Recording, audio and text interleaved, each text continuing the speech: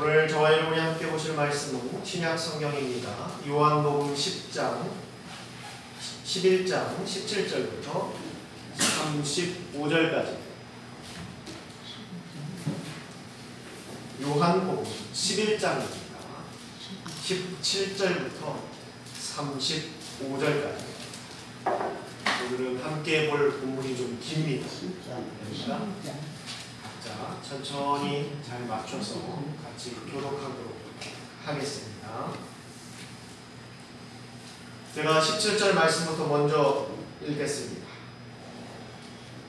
예수께서 와서 보시니 나사로가 무덤에 있는지 이미 나흘이라. 그날에는 예루살렘에서 아가비가 한 오직쯤 되매 많은 유대인이 마르다와 마리아에게 그 오라비의 일로 위문하러 왔더니 마르다는 예수께서 오신다는 말을 듣고 곧 나가 맞이하되 마리아는 집에 앉았더라. 마르다가 예수께 여짜오되 주께서 여기 계셨더라면 내 오라버니가 죽지 아니하였겠나이다. 그러나 나는 이제라도 주께서 무엇이든지 하나님께 구하시는 것을 하나님이 주실 줄을 아나이다. 예수께서 이르시되 내 오라비가 다시 살아나니라. 마르다가 이르되 마지막 날 부활 때에는 다시 살아날 줄을 내가 아나이다. 예수께서 이르시되 나는 부활이요 생명이니 나를 믿는 자는 죽어도 살겠고 무릇 살아서 나를 믿는 자는 영원히 죽지 아니하리니 이것을 내가 믿느냐. 이르되 주여 그러하매다. 주는 그리스도시요 세상에 오시는 하나님의 아들이신 줄 내가 믿나이다. 이 말을 하고 돌아가서 가만히 그 장애 마리아를 불러 말하되 선생님이 오셔서 너를 부르신다 하니 마리아가 이 말을 듣고 급히 일어나 예수께 나아가매 예수는 아직 마을로 들어오지 아니하시고 마르다가 나가있던 곳에 그대로 계시더라. 마리아와 함께 집에 있어 위로하던 유대인들은 그가 급히 일어나 나가는 것을 보고 곡하러 무덤에 가는 줄로 생각하고 따라가더니 마리아가 예수 계신 곳에 가서 배우고 그 말 앞에 엎드려 이르되 주께서 여기 계셨더라면 내 오라비가 죽지 아니하였겠나이다 하더라. 예수께서 그가 오는 것과 또 함께 온 유대인들이 오는 것을 보시고 심령의 비통히 여기시고 불쌍히 여기사 이르시되 그를 어디 두었느냐. 이르되 주여 와서 보옵소서 하니 예수께서 눈물을 흘리시더라. 아멘. 사람은 각자의 감정 상태를 여러 가지 방법으로 표현합니다. 기쁘고 슬프고 또는 감동받고 고통받고 놀라는 등 이러한 감정들을 여러 가지 방법으로 표현하는데 공통적으로 나타나는 반응 중에 하나가 눈물을 흘리는 것입니다. 아플 때도 눈물이 나지만 또 정말 기쁠 때도 눈물이 납니다. 괴로울 때도 눈물이 나지만 또 행복할 때도 눈물이 납니다. 그래서 참 저 눈물의 의미가 무엇인가를 가늠하기가 때로는 어려울 때가 많습니다. 좋아서 흘리는 눈물인지 싫어서 흘리는 눈물인지 도통 알기가 어렵다라는 것입니다. 예수님께서도 이 땅에 오셔서 많은 일들을 행하셨고 또 우리와 함께 살아가셨는데 그 중에서도 예수님은 이 땅에 오셔서 3번의 눈물을 흘리셨습니다. 누가복음 19장 41절에 보면 예루살렘의 멸망을 예언하시면서 눈물을 흘리셨습니다. 또한 히브리서 5장 7절에 이렇게 기록되어 있습니다. 온 인류의 구원을 위해서 눈물을 흘리셨다. 그리고 오늘 성경에 기록되어 있는 바로 이 나사로의 무덤 앞에서 예수님이 눈물을 흘리셨습니다.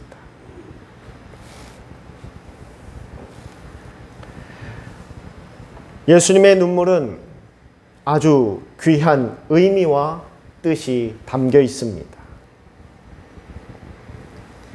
예수님께서 왜 이 나사로의 무덤 앞에서 눈물을 보이셨을까? 보편적인 성경 해석학자들은 이렇게 이야기합니다. 이 나사로와 예수님의 관계는 매우 가까운 관계였습니다. 성경에 나오는 이 나사로는 부자에 속했던 사람입니다. 돈이 많은 사람이었습니다. 실제 제가 이스라엘에 있을 때 이 나사로의 집터가 있는 베다니에 가서 옛 나사로의 집터를 한번 봤습니다. 아주 컸습니다. 집에 연못도 있고. 예수님께서 제자들과 많은 사람들을 이끌고 예루살렘 근교로 오실 때마다 예수님과 그 제자들이 묵어야 될 숙소가 필요했습니다. 지금처럼 호텔이라든지 여관, 모텔 이런 것들이 있었던 것이 아니기 때문에 아는 사람의 집에 가서 음식을 대접받고 잠을 자야 합니다. 그런데 예수님과 항상 많은 사람들이 동행을 했기 때문에 그 무리가 컸습니다. 그 많은 사람들을 대접하고 잠을 재울 수 있을 만큼의 재력을 가진 사람은 나사로뿐이었습니다. 그래서 예수님께서 예루살렘 근교에 올 때마다 항상 들렀던 집이 바로 이 나사로의 집이었습니다. 그런데 나사로는 단 한 번도 그것을 싫어하지 않고 늘 기쁨으로 예수님을 영접했고 예수님과 그 제자들 함께했던 일행들의 음식을 내어주고 잠자리를 제공해 주었던 사람이 바로 나사로였습니다. 얼마나 참 예수님과 가까운 사이였겠습니까? 늘 예수님의 필요를 채워주고 예수님이 불편하지 않도록 늘 섬겼던 이 나사로. 그런데 그만 이 나사로가 죽었다라는 것입니다. 정말 가까운 사람이, 나와 친분이 있는 사람이 죽었다라는 소식을 들으면 얼마나 애통하고 또 슬픕니까? 그래서 많은 성경학자들은 이 나사로의 무덤 앞에서 울었던 예수님이 나사로의 죽음에 슬퍼하며 울었다라고 해석합니다. 우리가 일반적으로 그 눈물을 그렇게 이해합니다. 그런데 요한복음 11장을 찬찬히 읽어보면 그 해석에 의문이 드는 부분이 있습니다. 그게 뭐냐면 예수님께서 말씀을 전하시고 가르치시고 있는데 저 멀리에서 어떤 사람들이 옵니다. 나사로의 여동생인 마르다와 마리아가 보낸 사람들입니다. 그 집에 아마 일꾼들, 종들을 아마 보낸 것 같습니다. 예수님께. 무슨 일이냐 하고 예수님 물어보니까 저의 주인 마르다와 마리아가 보내서 왔습니다. 실은 이만저만해서 우리 주인님 나사로가 지금 죽어가고 있습니다. 매우 위독한 상황이니 빨리 선생님께서 오셔서 우리 주인님을 좀 살려주십시오 라고 부탁하는 장면이 나옵니다. 이미 예수님은 그때 나사로가 죽어가고 있다는 소식을 듣게 된 겁니다. 그런데 여러분, 여기서 우리가 이해할 수 없는 일이 벌어집니다. 그게 뭐냐면 지금 나사로가 죽어가고 있다는 소식을 들었다면 당연히 한달음에 달려가야 할 것인데 예수님은 그곳에서 무려 이틀을 더 유하십니다. 나사로의 지금 생명이 경각에 달했는데 지금 오늘 내일 하고 있는 그 상황에 예수님은 발걸음을 재촉하지 않으시고 며칠을요? 이틀을 더 그곳에서 머물러서 사람들에게 말씀을 가르쳤다라는 겁니다. 오늘 나사로의 무덤 앞에서 눈물을 흘리신 예수님의 그 모습과 나사로가 죽어간다는 소식을 듣고도 이틀이나 머물렀던 예수님의 모습은 너무나 상반됩니다. 그렇죠? 정말 나사로의 죽음이 애통하고 슬픈 일이었다면 만사를 제치고 달려갔어야 합니다. 어떻게든 나사로를 내가 살려야겠다. 달려가야 했을 겁니다. 그러나 예수님은 그렇게 하지 않았다라는 겁니다. 그러면서 그 사람들에게 뭐라고 얘기하느냐? 나사로는 죽지 않았다라고 이야기하십니다. 죽지 않을 것이다가 아니고요. 내가 가서 살릴 것이다가 아니라 죽지 않았다라고 이야기하고 있습니다. 나사로는 지금 죽어가고 있는데. 그리고 이틀을 거기서 머물렀다라는 겁니다. 그리고 이틀이 지나서 이제 나사로가 죽어서 장사한 뒤 나흘이 지났어요. 나흘이. 더 이상 살아날 수 없다라는 겁니다. 그때 예수님께서 오신 겁니다. 그리고 지금 나사로의 무덤 앞에 서신 겁니다. 성도 여러분, 예수님은 나사로가 다시 살아날 것이라는 것을 알고 계신 분입니다. 왜냐? 그 나사로를 다시 살려내실 분이 누구이기 때문에? 예수님이기 때문에. 예수님은 나사로가 다시 살아날 거라는 것을 누구보다도 가장 정확하게 알고 계신 분이었습니다.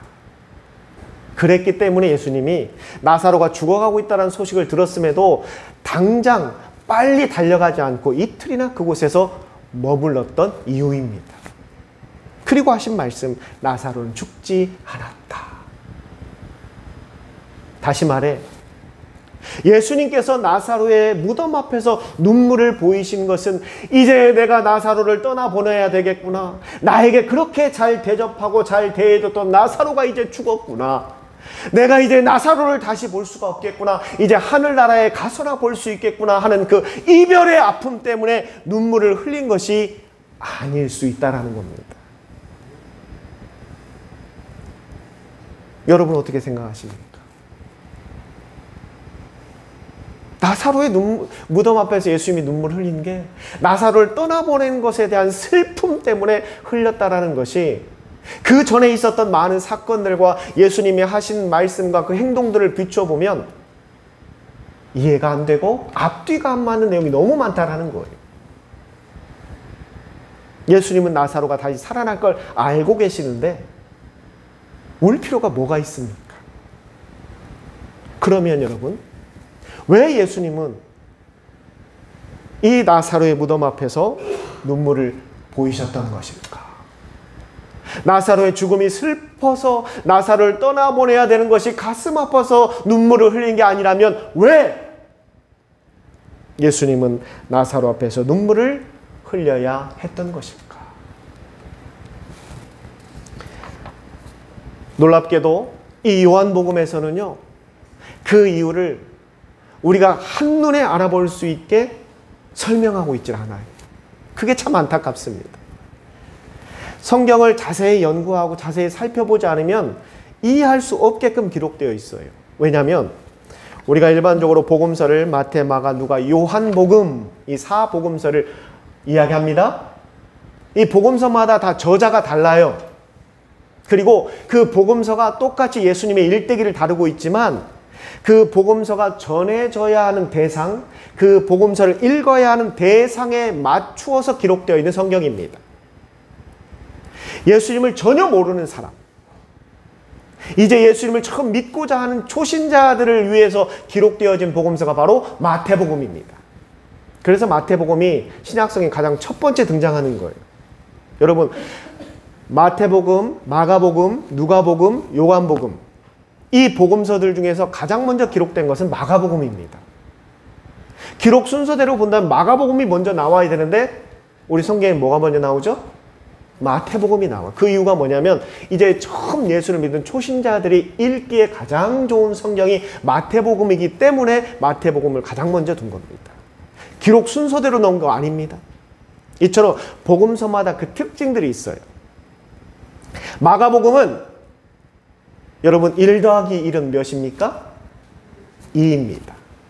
2 더하기 2는 몇입니까? 4입니다. 3 더하기 3은 몇입니까? 6입니다. 마가복음은 그렇게 성경을 기록하고 있어요. 그래서 읽으면 이해가 돼요. 착착착착. 그래서 복음서 중에 가장 짧잖아요, 마가복음. 그런데 요한복음은 그 읽어야 되는 대상이 단순히 유대인들, 이스라엘 사람들만을 위한 복음서가 아니라 그때 당시 온 이스라엘과 온 유럽을 지배하고 있었던 문화가 바로 헬라 문화, 그리스 헬라 문화예요. 그 그리스 헬라 문화에 익숙한 사람들에게 기록된 성경이 바로 요한복음입니다. 그들에게 읽으라고. 그래서 요한복음은 1 더하기 1이 2라는 걸 가르쳐 줍니다. 2 더하기 2가 4라는 걸 가르쳐 줘요. 그리고 3 더하기 3이 뭔지를 말하지 않습니다. 요한복음 말하지 않아요. 그럼 우리가 이제 뭘 해야 될까요? 그것을 유추해야 되죠. 알아내야 되죠. 그동안에 하나하고 하나를 더했더니 2개가 됐구나. 2개하고 2개를 더했더니 4개가 됐구나. 그럼 3개하고 3개를 더하면 6개가 되겠네. 우리가 스스로 알아낼 수 있잖아요. 생각하게끔 합니다. 생각해서 깨닫게 하는 거예요. 그게 요한복음의 방식이에요. 좀 어렵죠? 죄송합니다. 최대한 이게 좀 신학적인 내용이라 최대한 쉽게 설명하려고 했는데 설명이 잘 되는지 모르겠어요. 그러나 저로서는 최대한 쉽게 좀 설명한 겁니다. 그래서 요한복음은 그런 식으로 기록이 되어 있어요. 그래서 우리가 스스로 그것을 어떻게 하게끔? 알아내게끔. 그래야 그 느끼는 감동이 다르기 때문에. 그래서 이 예수님의 그 눈물을 명확하게 설명하지 않고요. 그 증거들을 여기저기에 흩어놨어요. 여기저기에 흩어놨어요. 그래서 그 증거들을 우리가 왜 예수님이 그런 눈물을 흘리셨을까? 이 의문을 갖고 성경을 보기 시작하면 그 증거들이 하나씩 도드라지면서 우리 눈에 보이기 시작합니다. 그러면서 결론을 스스로 내게 되는 거예요. 이래서 예수님이 눈물을 흘리셨구나를 깨닫게 한다는 겁니다. 그 첫 번째 증거가 요한복음 10장 19절부터 21절에 나옵니다. 예수님께서는 소경들 또는 몸에 병든 자들을, 수많은 병자들을 고치셨어요. 그래서 그 소문이 이스라엘 땅에 많이 퍼져 있는 상황이었습니다. 그때 당시 종교 지도자들이라고 할 수 있는 제사장, 대제사장, 바리새인들이 이스라엘 백성들이 생각하기에 하나님을 가장 잘 섬기는 종교 지도자들이에요. 지금으로 빗대어 얘기한다면 목사들입니다. 한마디로 목사들이에요. 대제사장, 제사장, 바리새인들이 지금으로 빗대어 말하면 목사의 목사. 가장 하나님을 잘 섬긴다라고 생각하는 사람들. 가장 하나님 앞에 가깝다고 여기는 사람들이었어요. 그들이 볼 때 예수님은 어떤 사람이었느냐? 그때 당시만 하더라도 병든 자를 고치는 사람들이 많이 있었어요. 그래서 그런 사람들 중에 하나겠지. 왜냐? 그때 그런 사람들은 잠깐 반짝 사람들의 인기를 얻었다가 사그라들어 버리기 때문에, 없어지기 때문에 관심도 두질 않았어요. 별로 신경 쓰지 않았습니다. 또 누가 나타났나 보구나. 누가 또 용하다라는 그런 의사가 하나 나타났나 보구나. 그래서 사람들 저렇게 고치고 다니나 보구나. 그냥 그 정도로만 생각했지 전혀 자신들에게 위협이 된다는 생각을 하질 않았어요. 그런데 여러분, 요한복음 11장 46절에 놀라운 일이 벌어집니다. 그게 뭐냐? 예수님께서 죽은 나사로를 다시 살리는 그 현장에 오늘 성경에 보니까 많은 사람들이 있었다라고 이야기하고 있죠. 왜냐하면 이 여러분 지형적으로 베다니, 나사로가 살고 있는 지역이 베다니입니다. 베다니가 어디냐면 이 예루살렘 바로 밑에 있는 동네예요. 예루살렘 바로 근처에 있는 동네. 그래서 많은 사람들이 다니는 곳이고요. 모일 수 있는 곳입니다. 이 나사로가 부자였다고 했잖아요. 부자다 보니까 예루살렘 근처에 살았던 거예요. 한마디로. 서울 근처에 사는 거죠. 그곳에 많은 사람들이 와서 나사로의 죽음을 슬퍼하고, 왜? 부자가 죽었잖아요.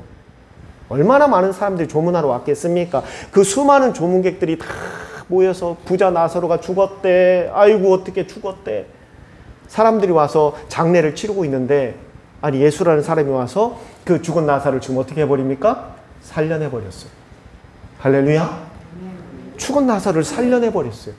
그곳에 조문했던 모든 사람들이 다 봐버렸습니다. 전부 다 봤어요. 나사로가 살아난 것을.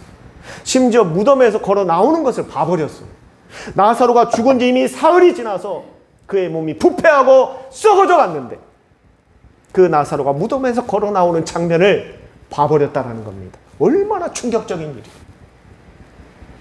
그런데 그 사람 중에 일부의 사람들이 예루살렘으로 달려가서 그것을 소문을 퍼뜨리기 시작합니다. 야, 내가 봤는데 나사로가 분명히 죽은 걸 내가 봤고 장사 치러서 사흘이 지나서 이미 그 몸이 부패해서 썩어가고 있는데, 아니 예수라는 사람이 나타나더니 세상에 나사로를 살려내버렸어. 무덤에서 살아서 걸어나고 내가 직접 봤어. 그게 한두 사람이 그 목격담을 이야기하는 게 아닙니다. 그것을 봤던 많은 사람들이 예루살렘에 와서 그 소문을 이제 퍼뜨리기 시작하는 거예요. 그러면서 그 소문은 삽시간에 예루살렘 전체에 퍼지게 됩니다.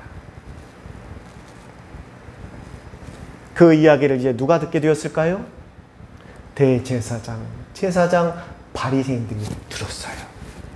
여러분, 그 전까지만 하더라도 그저 또 사람 병이나 고치러 다니는 그런 약장수겠지, 그런 돌팔이겠지 생각하면서 신경을 쓰지 않았는데, 지금의 이 상황은 뭔가 좀 다른 상황입니다. 죽은 자를 살린 사람은 없었기 때문에, 그냥 몸 좀 아픈 사람 어떻게 해서 고쳐준 사람들은 종종 있었는데 이미 죽어버렸다. 그것도 죽은 지 사흘이 지나서 썩은 내가 나는 그 시신을 다시 살려낸 사람은 없었기 때문에 그들에게도 큰 충격이었다는 겁니다. 엄청난 충격이었어요. 이것은 단순히 그냥 사람 한 사람을 살려냈다라는 것을 의미하는 것이 아니라, 그 사람이 이제 이 예루살렘과 온 이스라엘에 끼칠 영향력이 너무 크기 때문에. 왜냐? 그건 자신들이 할 수 없는 일이었기 때문에. 여러분, 대제사장과 제사장들도요, 병든 이스라엘 백성들을 안수하고 때로는 치료하고 고치기도 했어요. 그러나 죽은 자를 살리지는 못합니다. 죽은 자를 살릴 수 있는 건 누구만 할 수 있는 일이라고 그들이 믿었냐면 하나님만이 할 수 있는 일이라고 믿었기 때문에 자신들은 당연히 못하는 일이었어요. 이미 생명이 꺼져버린 그 생명을 다시 소생시킨다? 이건 오로지 하나님만 할 수 있는 일이기 때문에. 그런데 그걸 지금 누가 했다고요? 예수님이 해버렸어요. 이거는 엄청난 일이에요. 세상이 뒤바뀔 일이 벌어지는 겁니다, 지금. 그러자 이 대제사장과 제사장들, 바리새인들은 이제 그것 때문에 환호를 치면서, 야, 정말 우리가 기다리던 메시아가 왔구나, 우리가 그를 경배하자라고 한 것이 아니라 그들 마음에 두려움이 들기 시작했다는 겁니다. 두려움. 무엇이 두려웠을까? 그때 종교 지도자들은요, 백성들에게 존경을 받고 많은 사람들이 우러러보는 사람들이었습니다. 늘 백성들은 우리는 가난하고 무식하고 가진 것 없어 늘 하나님 앞에 죄송스럽다라고 여겼었어요. 그런데 저 높은 보좌에 있는 우리 대제사장, 제사장들, 바리새인들은 늘 신실하게 하나님을 섬기는 사람들로서 하나님과 가장 가까이에 있는 존재로 바라봤다는 겁니다. 얼마나 우러러봤는지 몰라요. 늘 볼 때마다 존경했고요. 그들의 그림자조차도 밟으려고 하질 않았어요. 그들을 볼 때 늘 머리를 숙여서 존경을 표했습니다. 참 위대하시고 존경스러운 분들이라고. 그런데 여러분, 예수가 등장하는 순간 자신들이 누렸던 특권을 상실할 수 있기 때문에, 자신들이 누렸던 그 존경과 권위가 예수에게로 넘어갈 수 있기 때문에 그게 두려웠던 겁니다. 그게 두려웠어요. 그래서 요한복음 11장 53절에 뭐라고 기록되어 있느냐? 그들이 이제 그 문제를 놓고 모여서 회의를 합니다. 모여서 회의를, 야, 이것을 어떻게 할 것이냐? 저 예수라는 자를 그냥 놔둬서는 안 되겠다. 지금 그 인기가 하늘 높은지 모르고 올라가고 있다. 백성들이 이제 하나 둘씩 그들을 따르기 시작한다.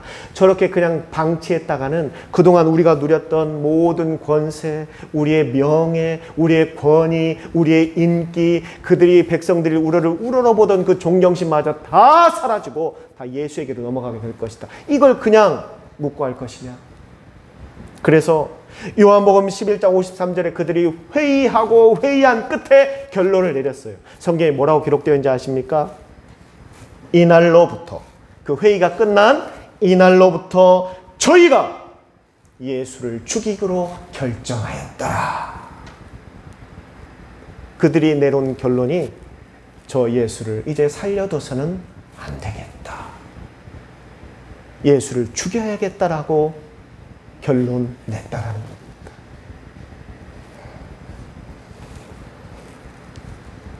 그 자신들의 그 기득권을 지키기 위해서, 자신들이 누렸던 그 명예와 권세를 지키기 위해서 그들은 하나님을 죽이기로 작정했다라는 겁니다.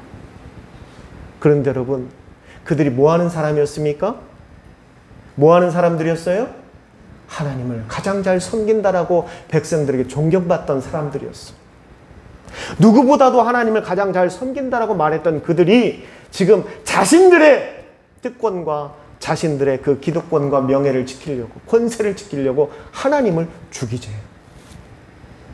그런 일이 지금 벌어져 버렸다는 겁니다. 참, 인류의 역사를 보면은요, 이런 일들이 너무너무나 많습니다. 자신의 기득권과 자신의 특권과 자신의 권위를 지키기 위해서 무고한 사람들을 너무나 많이 죽여왔어요. 여러분들 잘 아는 프랑스와 영국이 100년간 전쟁을 했습니다. 어마어마한 전쟁이에요. 1, 2년도 아니 무려 100년을 전쟁합니다. 승패가 나질 않아요. 두 나라는 다 피폐해져 가고 있습니다. 그런데 그 100년의 지긋지긋한 그 전쟁을 끝낸 프랑스의 영웅이 있습니다. 그 사람이 바로 잔다르크입니다. 들어보셨죠? 잔다르크. 그 잔다르크는 귀족 출신도 아니에요. 그냥 평범한 여성이었습니다. 그런데 그 잔다르크가 프랑스군의 앞장을 서서 결국 그 전쟁을 프랑스의 승리로 해서 끝내버렸어요. 그 지긋지긋한 100년 전쟁을 끝낸 영웅이 바로 잔다르크입니다. 얼마나 백성들에게 환호를 받았는지 몰라요. 영웅이잖아요, 영웅. 그 전쟁을 끊어낸 영웅, 그보다 승리를 이뤄낸 영웅이니 프랑스의 엄청난 영웅이었습니다. 그런데 그 잔다르크가 그 적국 영국과 싸우고 있었잖아요. 영국에 붙잡혀 가게 되었는데 프랑스가 돕지를 않습니다. 왕도, 귀족도 그 누구도 잔다르크를 구하지를 않아요. 잡혀가는 걸 그냥 방치해버립니다. 결국 잔다르크가 영국에 잡혀갔어요. 프랑스의 백성들이 막 왕궁에 찾아와서 호소합니다. 종교 지도자들에게 와서 호소합니다. 제발 잔다르크를 구해달라고, 살려달라고, 우리 영웅 아니냐고. 그런데 프랑스의 왕도, 종교 지도자들도, 귀족들도 다 소극적이에요. 전혀 도울 마음이 없어요. 결국 그래서 여러분, 잔다르크는 마녀라는 그 죄명을 뒤집어 쓰고 불에 태워 죽었습니다. 결국 죽었어요. 왜 프랑스를 구한 그 민족의 영웅이었는데 왜 프랑스의 모든 귀족들과 왕은 그 잔다르크를 구하지 않았을까? 그것은 잔다르크가 자신들보다 더 위대했기 때문에, 잔다르크를 살려두는 순간 어쩌면 자신들의 왕권을 빼앗길 수 있다는 생각 때문에 그 백성과 그 나라를 지켜낸, 그리고 승리로 이끌어낸 잔다르크를 죽는 것에 방관해버렸습니다. 여러분들 잘 아는 우리나라의 이순신 장군도 그렇게 옥고를 치르고 얼마나 많은 고통을 당했습니까? 또한 여러분들 잘 아는 다윗도 마찬가지입니다. 패망할 수밖에 없는 이스라엘을 그 블레셋 골리앗으로부터 이겨내고 승리를 이끌었던 다윗. 그러나 사울은 그 다윗이 명성이 높아지자 다윗을 죽이라고 했습니다. 인간은요, 예나 지금이나 똑같습니다. 그 한 줌도 안 되는 그 권세를 지키려고, 자신의 기득권을 지키려고 사람들을 악마화하고 사람들을 죽이고 무고한 자들의 피를 흘리게 했습니다.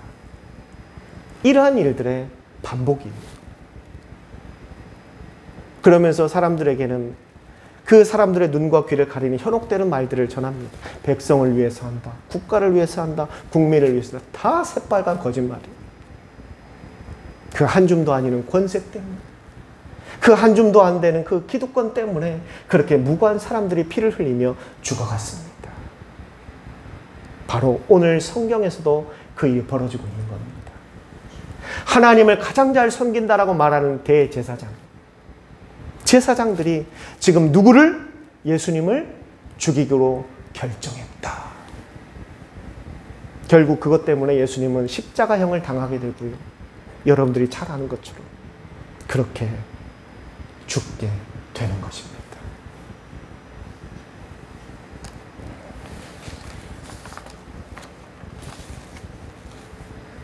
예수님께서 나사로의 무덤 앞에 섰을 때 여러분 어떠한 마음이 들었을까요? 죽은 나사로를 바라보며 예수님은 어떤 생각을 하고 있었을까요?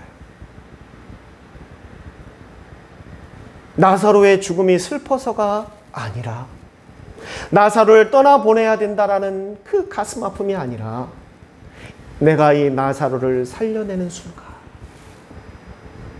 이제 십자가의 카운트다운이 시작된다라는 것을 누구보다 예수님은 정확히 알고 계셨습니다. 우리가 이걸 뭐라고 이야기하냐면요, 트리거라고 말합니다. 방화쇠. 예수님이 나사로를 살려내는 그 순간이 바로 이제 예수님의 십자가의 트리거가 작동하는 것이고 당겨지는 것이고 결국 예수님은 그렇게 십자가의 고난을 겪어야 한다는 것. 누구보다도 예수님은 그걸 정확히 알고 계셨습니다. 여러분, 예수님은 하나님이십니다. 하나님이십니다. 그러나 예수님은 우리와 똑같은 인간으로 오셨습니다. 예수님은 이 땅에 살아 계시면서요, 배고파하셨고요, 피곤해하셨고요, 졸려하셨고요, 아파하셨습니다. 우리가 느끼는 모든 인생의 고난들을 다 겪으셨고 경험하셨고 그 감정들을 가지고 계셨던 분이에요. 왜? 완벽한 인간으로 오셨기 때문에. 그분의 신분이 하나님이지 이 땅에 오신 것은 완벽한 인간으로 오셨기 때문에 우리가 겪는 고통을 다 겪으셨어요. 그 예수님이 십자가 앞에 눈물을 흘린 것, 이번이 처음이 아니잖아요. 예수님께서 잡혀가시기 전날 그 겟세마네 동산에서 기도하시며 말하잖아요. 아버지시여, 내가 이 잔을 피할 수만 있다면, 이 십자가의 고난을 피할 수만 있다면 그렇게 해 주시옵소서. 그러나 나의 원대로 마옵시고 아버지의 뜻대로 하옵소서. 그 겟세마네에서의 기도와 지금 나사로의 무덤 앞에서 눈물을 보이신 이 예수님은 온 인류를 구원하고자 하신 하나님의 큰 사명 앞에 가장 인간적인 고뇌를 보이신 겁니다. 온 인류를 구원하기 위해서는 내가 이 십자가를 져야 하는데, 이 고통을 당해야 하는데 내가 이것을 피할 수 없다라는 것을 아시기 때문에 흘리신 눈물이었다라는 겁니다. 물론 예수님의 이 십자가의 희생과 견줄 수 없는 거지만 그래도 조금이라도 우리가 이해를 돕기 위해서 말씀드리면, 가끔 실제 사건이나 사고에서 벌어진 일들을 보면은요, 어떤 건물에 큰 불이 났습니다. 그런데 그곳에 생명을 구하기 위해서 의로운 사람들이 뛰어들잖아요. 내가 죽을 줄 알면서도 그 생명을 구하기 위해서. 그때 그 마음이 어떨까요? 내가 저 불구덩이에 들어가는 순간 나도 죽을 수 있다는 걸 알지만 그래도 그것보다 더 큰 대의, 생명을 구해야 된다는 그 사명감을 안고 뛰어들잖아요. 물론 그것과 비교할 수는 없지만 우리 예수님도 나사로의 무덤 앞에서 그 인간적인 고뇌를 할 수밖에 없었다라는 겁니다. 내가 지금 이 나사로를 살려내는 순간 이제 나는 십자가의 길로 가야 한다. 그 고뇌 앞에서 흘리신 눈물이 바로 오늘 성경에 기록되어진 예수님의 눈물인 것입니다. 이처럼 예수님의 눈물과 예수님의 십자가의 희생이 있었기에 이 땅에 복음이 전해지게 되었고 구원이 이루어지게 되었고 우리에게 천국의 소망이 생기게 된 것입니다. 예수님의 이 희생이 있었기에 저와 여러분이 하나님의 자녀가 되었고 우리가 천국 백성으로 살게 된 것임을 기억해야 할 것입니다. 그러나 이 시대는 주를 위해 눈물을 흘리는 자들이 너무나 적습니다. 오로지 하나님께서 주실 은혜와 축복만을 구하는 시대가 되어버렸습니다. 어떻게 하면 내가 하나님 앞에 더 큰 축복을 받을까? 내가 어떻게 하면 하나님 앞에 더 큰 은혜를 누릴까만이 우리의 관심이 되어가고 있습니다. 그리고 그것이 내 믿음과 신앙이 더 크다라는 증거로 사람들에게 자랑 삼고 있습니다. 내가 열심히 교회 다니고요, 열심히 신앙생활 했더니 이렇게 부자가 됐어요. 내가 열심히 예수 믿었더니 이렇게 성공했어요. 내가 열심히 교회를 섬기고 열심히 최선을 다했더니 아이고 제가 세상에 이렇게 높은 자리에 올라갔어요. 사람들은 열광합니다. 환호합니다. 박수쳐요. 아멘합니다. 할렐루야를 외칩니다. 그리고 나도 그렇게 되었으면 하겠다라는 부러움을 품습니다. 그런데 여러분, 제가 예수 믿음으로 인해서 제가 이런 고난을 겪고 있습니다. 제가 주를 위해서 이렇게 눈물 흘리고 있습니다. 제가 하나님의 나라를 위해서 이러한 희생을 각오하고 있습니다. 우리가 그런 말에는 외면합니다. 그리고 마음 한켠에는 나는 저러지 말아야지. 나는 저 정도까지는 하지 말아야지. 저건 너무 과한 거야. 저건 너무 오버 아닌가? 저렇게까지 예수를 믿어야 되나? 굳이 저렇게까지 신앙생활 할 필요는 없잖아. 이런 마음들을 품게 된다는 겁니다. 사랑하는 성도 여러분,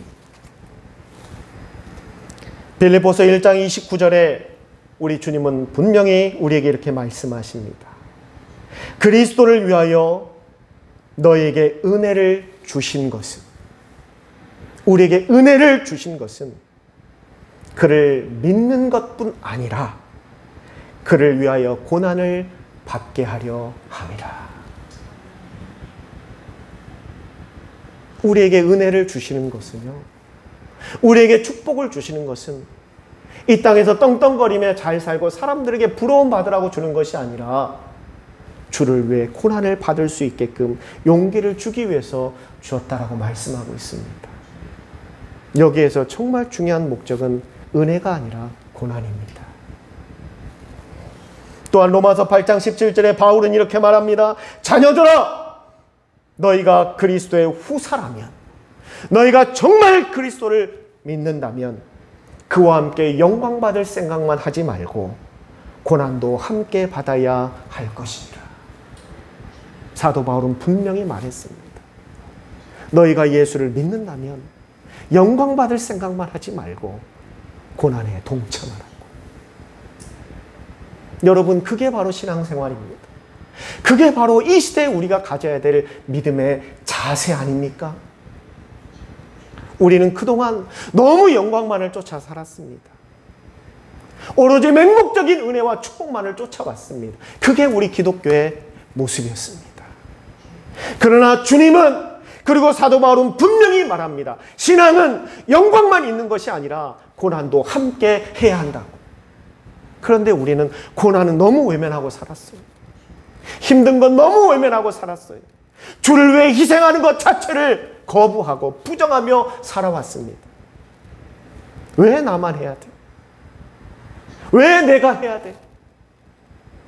이러한 마음으로 스스로를 합리화하며 고난받는 자리에, 눈물을 흘려야 되는 자리를 우리는 다 피하면서 왔습니다. 여러분, 이건 반쪽짜리도 아니고요, 온전한 신앙 자체가 아닙니다. 주님은 분명히 말씀하셨어요. 신앙은 영광과 함께 고난도 같이 받아야 한다라고. 그럼 과연 우리는 지금 어떠한 신앙생활을 하고 있는 것인가? 주를 위해서, 하나님의 나라를 위해서 십자가를 져야 합니다. 십자가를 지지 않으면 하나님의 역사가 이루어지질 않아요. 예수님께서 그 십자가를 거부하셨다면 저와 여러분이 구원받지 못했을 것입니다. 십자가를 져야만 하나님의 역사가 이루어집니다. 그런데 여러분, 그 십자가를 굳이 내가 져야 할까? 다른 사람이 지면 안 될까? 나는 그냥 영광의 자리, 축복의 자리만 있으면 안 될까? 그런 마음이 조금이라도 드신다면 오늘 이 말씀이 여러분들에게 큰 깨달음이 있기를 바랍니다. 여러분, 정말 신앙은요, 십자가가 보이더라도 가는 겁니다. 눈물을 흘려야 된다라는 사실을 분명히 알면서도 가는 것이 신앙생활입니다.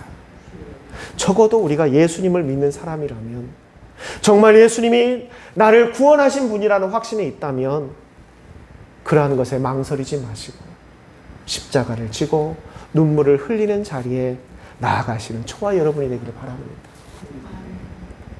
그런데 여러분, 하나님은 정말 얼마나 우리를 아끼고 사랑하시는지 아십니까? 그냥 우리가 혹독하게 십자가 짊어지고 눈물만 흘리기를 바라시는 분이 결코 아닙니다. 그래서 하나님은 우리에게 이런 말씀을 주셨습니다. 빌립보서 1장 7절입니다. 너희가 나의 매임, 내가 당하는 고난, 이것과 함께 복음을 전한 일에 함께 하는 것이 내가 앞으로 너희에게 줄 은혜에 참여하는 길이다라고 말하고 있습니다. 우리가 주와 함께 매임을 당한다, 함께 고난 당하는 것이요, 그냥 그 고난으로 끝난다는 게 아니에요. 그걸 통해 주님께서 베풀어 주실 은혜에 참여하게 하겠다, 참여할 수 있는 권한을 주겠다라는 거예요. 누구에게요? 주와 함께 고난받는 자에게. 아무에게나 주는 게 아니에요. 이게 참가권이 여러분 달라고 떼쓰라고 주는 게 아니에요. 예수님이 분명히 말씀하셨어요. 나와 함께 복음과 고난에 매임 받는 자, 그 자들에게는 하나님의 은혜에 참여하는 기회를 주겠다라고. 또한 빌립보서 4장 15절에 말합니다. 바울이 빌립보 교회를 향해서 이렇게 이야기합니다. 너희들이 그 많은 교회들 가운데 나와 함께 고난에 참여했던 교회다. 어디가요? 빌립보 교회가. 바울이 세운 교회들이 많아요. 그 교회들 가운데 빌립보 교회가 바울과 함께 고난이 많이 동참했었어요. 그러면서 말합니다. 19절에 이제 너희가 그리스도 안에서 그 풍성한 은혜로 너희의 쓰일 필요한 것을 채워주시리라. 할렐루야. 바울이 선포하는 거예요. 바울이 빌립보 교회를 향해서 이렇게 말합니다. 너희들이 정말 힘들고 어려운 가운데서도 나와 함께 고난에 참여했었구나. 이제 너희가 그리스도 안에서 너희에게 필요한 것들을 하나님께서 채워주실 것이다. 또한 히브리서 3장 14절에 말합니다. 그러므로 예수를 믿고 시작하는 것을 끝까지 붙잡고 가는 자는 그리스도와 함께 하는 자라 선포를 하십니다. 사랑하는 성도 여러분, 앞으로 우리가 신앙생활을 하면서 늘 행복하고 즐겁고 은혜가 많고 축복이 넘치는 삶만이 있는 것이 아닙니다. 때로는 주를 위해서 십자가를 져야 할 때도 있습니다. 때로는 주를 위해서 눈물을 흘려야 할 때도 있습니다. 그럴 때 망설이지 마시고 그 십자가를 지고 나아갑시다. 물러서지 마시고 함께 눈물을 흘립시다. 우리에게 이보다 더 큰 영광은 없습니다. 우리가 주님과 함께 고난에 동참한다라는 것, 이보다 더 가슴 벅찬 영광된 일이 세상에는 없습니다. 저는 우리 양일 침례교회가 영광받고 축복받는 일에 관심 갖는 것보다 비록 좀 힘들더라도 십자가를 질 수 있고 주를 위해 눈물을 흘릴 수 있는 그러한 교회가 되었으면 합니다. 그게 지금 이 시대에 하나님께서 찾고 있는 교회입니다. 지금 이 시대에 주님 앞에 부름받을 교회의 모습입니다. 저는 우리 양일 침례교회가 그러한 교회가 될 것이라고 확신합니다. 기도하겠습니다. 귀하신 아버지 하나님, 오늘도 이 시간 저희들을 불러주시고 하나님의 말씀을 듣게 하여 주심을 감사합니다. 하나님, 예수님은 나사로의 무덤 앞에서 눈물을 보이셨습니다. 앞으로 짊어져야 될 십자가와 하나님께서 주신 사명을 이루어내기 위한 인간적인 고뇌를 보이셨습니다. 그러나 주님은 감정에 휘둘리지 아니하시고 묵묵히 그 사명을 감당하시고 십자가를 짊어지시고 나아가셨습니다. 주님의 그 희생이, 주님의 그 눈물이, 그리고 그 십자가의 죽음이 있었기에 이렇게 저희들이 구원받았음을 고백합니다. 이렇게 저희가 하나님의 자녀가 되었음을 고백합니다. 하나님, 우리는 갚을 수 없는 은혜를 받은 사람들입니다. 그럼에도 주를 위해서, 하나님의 나라를 위해서 과연 우리는 무엇을 짊어지고 있는지, 또한 주를 위해서 과연 얼마나 눈물을 흘릴 준비가 되어 있는지 오늘 이 시간 돌아보게 하여 주시옵소서.